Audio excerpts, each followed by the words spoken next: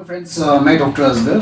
आज हम बात करेंगे थायराइड ग्लैंड के बारे में और उसके रिलेटेड जो भी बीमारियां हैं उसके बारे में। मेरा यही कोशिश होता है कि जो भी हम कोई भी बीमारी के बारे में हम बताते हैं उसके बेसिक्स को जानना और आपको एक कॉमन लैंग्वेज, कॉमन अंडरस्टैंडिंग में आपको समझाना, ये हमारा कोशिश होता है।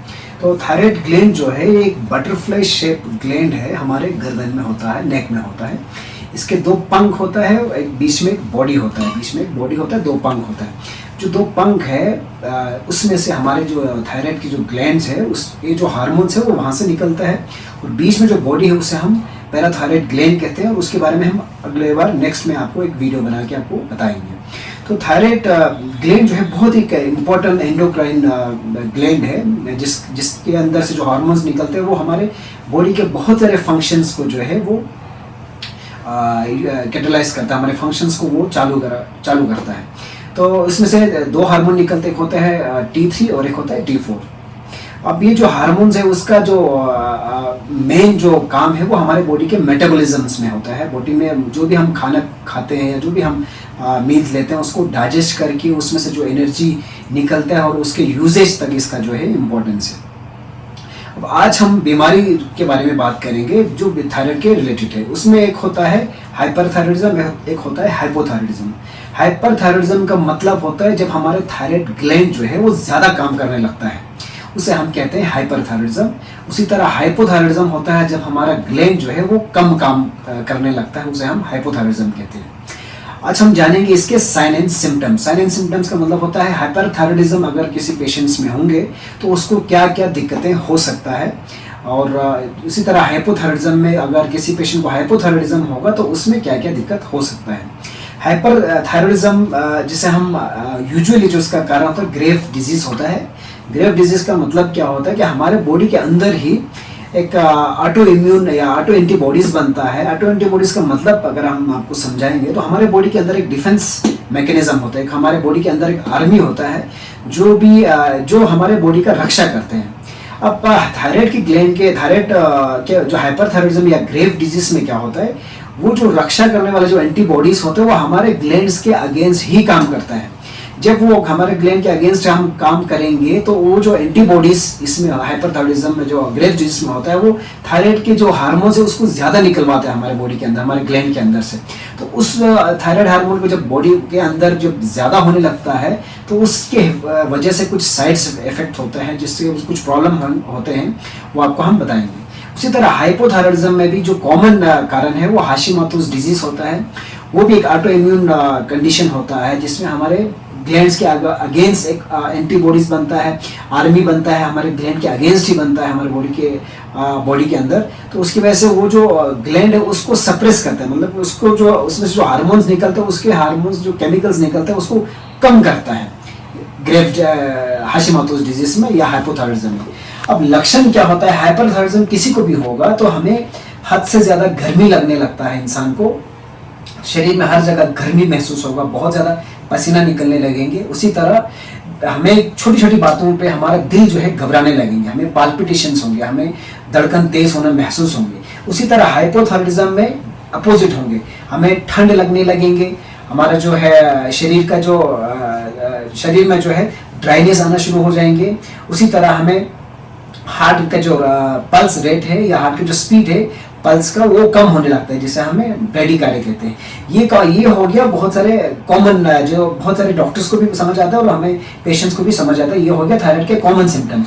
अब कुछ सिम्टम ऐसे हैं जिसके बारे में लोगों को ज़्यादा जानकारी नहीं होता है। अगर वो सिम्टम्स अगर किसी में भी होगा तो उस जानकारी न होने की वजह से वो पेशेंट सफ़र करने लगता है और उसको डायग्नोस नहीं होता है। तो वो लक्षण के बारे में हम आपको थोड़ा बहुत डिस्कस करेंगे।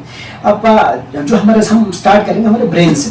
अब थायराइड हार्मोन जो है, थायराइड जो ग्लैंड है वो बहुत सारे हार्मोन्स निकालते हैं, उससे हमारा ब्रेन जो है ब्रेन के जो फंक्शनिंग है उसको मेंटेन करते हैं।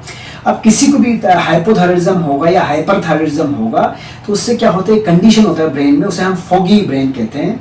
फॉगी ब्रेन मतलब होता है उसमें हमें फोकस करना, जो हमें किसी चीज़ में कंसंट्रेट करते हैं उसमें दिक्कत आने लगता है। अगर हम हाइपरथायराइडिज्म के बारे में बात करेंगे तो उससे क्या होगा, हमें एंजाइटी होंगे, हमें घबराहट होंगे, हमें स्ट्रेस होंगे हाइपरथायराइडिज्म की प्रॉब्लम की वजह से। अब इसी तरह हाइपोथायराइडिज्म, जब किसी को थायराइड की हार्मोन्स कम निकलने लगते हैं तो उनमें पेशेंट को ज़्यादा देखा गया है डिप्रेशन का, उसमें सुस्तीपन आना, लेथार्जिक फील होना, या उसमें डिप्रेशन जैसे सिम्टम्स आने लगता है। उसी तरह हमारा जो ब्रेन के बाद हम बात करेंगे फीमेल्स के बारे में। फीमेल में जो प्रेग्नेंट फीमेल होता है उनमें जब प्रेगनेंसी आने लगता है तो उसमें क्या होता है, जो हमारा बच्चा है, जो इंट्रायूट्राइन जो एम्ब्रियो है या जो इंट्रायूट्राइन फीटस है, उसमें उसके ब्रेन के फंक्शनिंग में बहुत, ब्रेन के जो डेवलपमेंट में उसमें बहुत ज़्यादा इंपॉर्टेंट रोल करता है थायराइड ग्लैंड। अगर किसी को भी हाइपोथायराइडिज्म होगा तो उसके ब्रेन, बच्चे का जो ब्रेन है, दिमाग का जो ग्रोथ होना, उसमें दिक्कत आने लगता है। वो बच्चा जब पैदा होगा तो उसमें लो बर्थ वेट, यानी कि उसका वेट कम होने लगता है। उसी तरह फीमेल, अगर जो प्रेग्नेंट फीमेल है उसमें अगर हाइपोथायराइडिज्म हो गया, थायराइड की प्रॉब्लम होगा, जो थायराइड कम निकलने के, हार्मोन कम निकलने की वजह से जो प्रॉब्लम होता है, उसमें क्या होता है, एक तो उसमें रिस्क होता है बीपी बढ़ने का, उसी तरह उसमें रिस्क होता है प्री एक्लेम्पशिया का, इसी तरह एक्लेम्पशिया, यानी कि जैसे कि फीमेल्स में प्रेगनेंसी के दौरान दौरा आने का या सीजर पड़ने का रिस्क होता है, वो बढ़ने लगता है। उसी तरह उसके जो है कार्डियक फंक्शनिंग में, जो उसका हार्ट का फंक्शन है, उसमें भी दिक्कत आ सकता है। तो हम ये एडवाइस करेंगे जिनको भी हाइपोथायराइडिज्म होगा, फीमेल्स में खासकर जो प्रेग्नेंट है, उनको थायराइड जो हार्मोन रिप्लेसमेंट उसको एडिक्वेट क्वांटिटी में लेना चाहिए। इसी तरह अगर हम बात करेंगे फीमेल्स के रिप्रोडक्टिव लाइफ के बारे में, अगर किसी भी फीमेल्स में हाइपोथायराइडिज्म होगा तो उसमें एक तो जो प्यूबर्टी जो होता है, जो बच्चा जो है फीमेल्स में जो टीनेज से एडोलसेंट की तरफ जाता है, उसमें दिक्कत आ सकता है, उसका प्यूबर्टी गेन होने में दिक्कत आ सकती है, उसका जो मेंस्ट्रुअल साइकिल चलता है उसमें डिले हो सकता है। उसी तरह अगर कोई यंग फीमेल है तो उसमें क्या क्या दिक्कत हो सकता है हाइपोथायराइडिज्म या हाइपरथायराइडिज्म की वजह से।